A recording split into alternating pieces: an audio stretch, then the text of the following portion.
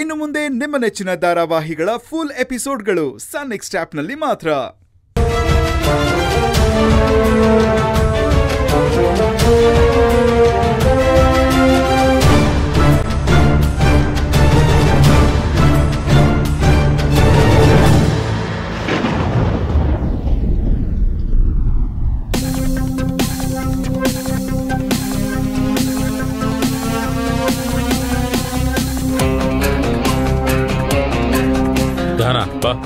Uncle, ಒಂದ್ ನಿಮಿಷ.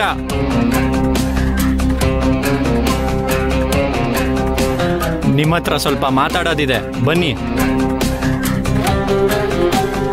ಅಪ್ಪ, ಅಷ್ಟ್ ಜನರ ಮುಂದೆ ಸಾರಿ ಕೇಳಿಸಿದ್ರಲ್ಲ, ಈಗ ಸಾರಿ ಕೇಳಿದ್ಕೆ ಏನಾಗೋಯ್ತು? ಹೆಚ್ಚಿಗೆ ಮಾತಾಡಬೇಡ, ಒಡ ಸಾಯ್ಸಾಕ್ಬಿಡ್ತೀನಿ. ಬಾಯಿ ಮುಚ್ಕೊಂಡು ಇಲ್ಲೇ ನಿಂತಿರು.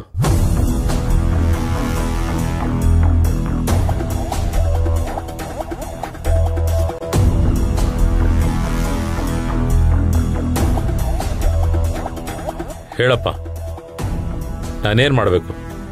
ಅಂಕಲ್, ನೀವೇನ್ ಮಾಡಬೇಕು ಅಂತ ಹೇಳಕ್ಕೂ ಮುಂಚೆ ನಿಮ್ಗೊಂದು ಸಣ್ಣ ಕತೆ ಹೇಳ್ತೀನಿ. ಅದನ್ನ ಸರಿಯಾಗಿ ಗಮನ ಇಟ್ಟು ಕೇಳಿ. ಚಂಗೀಸ್ ಖಾನ್ ಅಂತ ಒಬ್ಬ ರಾಜ ಇದ್ದ. ಅವನು ಎಲ್ಲ ರಾಜ್ಯದ ಮೇಲೂ ಯುದ್ಧ ಮಾಡಕ್ಕೆ ಅಂತ ಹೋಗ್ತಾ ಇದ್ದ. ಅದೇ ಥರ ಗೆದ್ದು ಬರ್ತಾ ಇದ್ದ. ನಿಮ್ಮ ಥರನೇ ಸ್ವಲ್ಪ ವಯಸ್ಸಾಗ್ತಿದ್ದಂಗೆ ಕೆಲವೊಂದ್ಸಲ ಸೋತೋಗ್ಬಿಡ್ತಾ ಇದ್ದ. ಈಗ ನೀವು ನಮ್ಮಪ್ಪನ ಮೇಲೆ ಸೋತೋದ್ರಲ್ಲ, ಅದೇ ಥರ.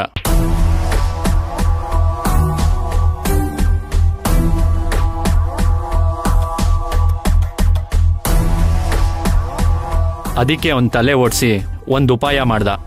ಅದೇನು ಗೊತ್ತಾ? ಅವನಿಗಿರೋ ಹೆಣ್ಮಕ್ಳನ್ನೆಲ್ಲ ಅವನಿಗಿಂತ ಬಲಿಷ್ಠವಾಗಿರೋ ರಾಜರಿಗೆ ಕೊಟ್ಟು ಮದುವೆ ಮಾಡ್ದ.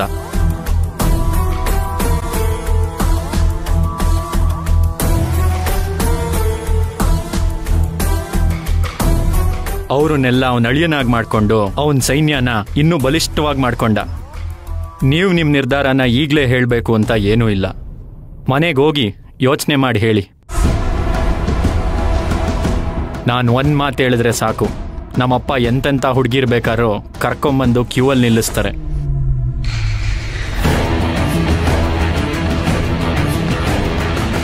ಹಾಂ, ಅಂದಾಗೆ ಹೇಳೋದೇ ಮರ್ತೆ, ನಿಮ್ಮ ಮಗಳು ತುಂಬ ಧೈರ್ಯವಂತೆ. ಆ ಧೈರ್ಯನೇ ನನಗೆ ತುಂಬ ಇಷ್ಟ ಆಗಿದ್ದು.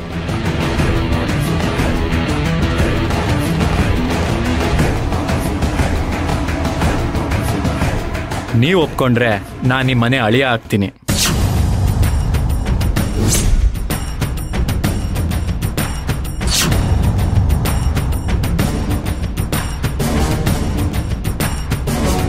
ಯೋಚನೆ ಮಾಡಿ, ಚೆನ್ನಾಗಿ ಯೋಚನೆ ಮಾಡಿ ನಿಮ್ಮ ನಿರ್ಧಾರನ ತಿಳಿಸಿ.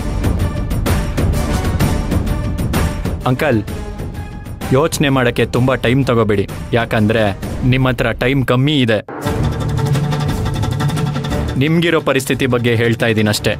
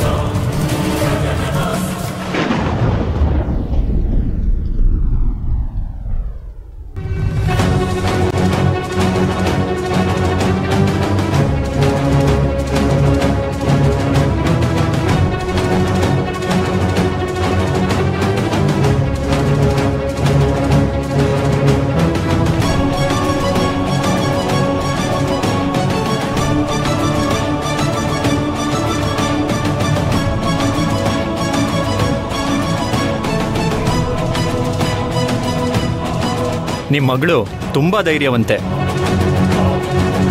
ಆ ಧೈರ್ಯನೇ ನನಗೆ ತುಂಬ ಇಷ್ಟ ಆಗಿದ್ದು.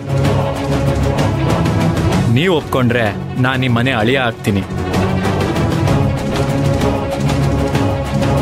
ನಿಮ್ಗಿರೋ ಪರಿಸ್ಥಿತಿ ಬಗ್ಗೆ ಹೇಳ್ತಾ ಇದ್ದೀನಿ ಅಷ್ಟೇ.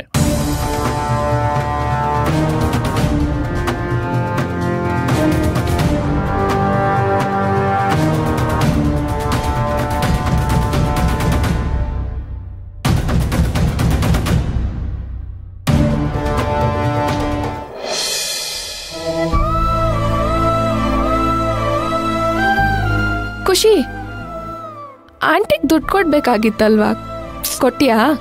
ಇಲ್ಲ ಶೋಭಾ, ಕೆಲಸ ಬೇರೆ ಸಿಗ್ತಾ ಇಲ್ಲ, ದುಡ್ಡು ಅಡ್ಜಸ್ಟೇ ಆಗ್ತಾ ಇಲ್ಲ.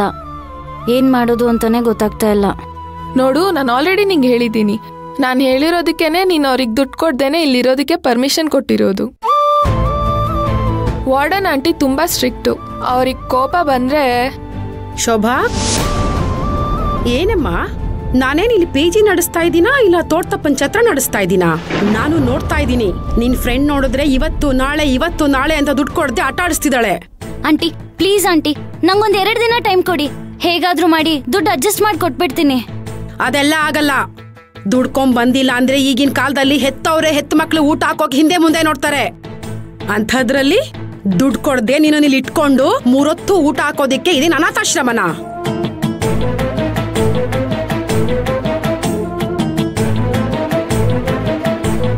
ಆಂಟಿ, ನಂಗೆ ಕೆಲ್ಸ ಸಿಕ್ಕಿದೆ, ಅಡ್ವಾನ್ಸ್ ತಗೊಂಡು ನಾನ್ ನಿಮ್ ದುಡ್ಡು ಕೊಟ್ಬಿಡ್ತೀನಿ. ಶೋಭಾ, ನಿನಗೆ ಹೇಗಿದ್ರು ಸಂಬಳ ಬಂದಿದೆ ತಾನೇ?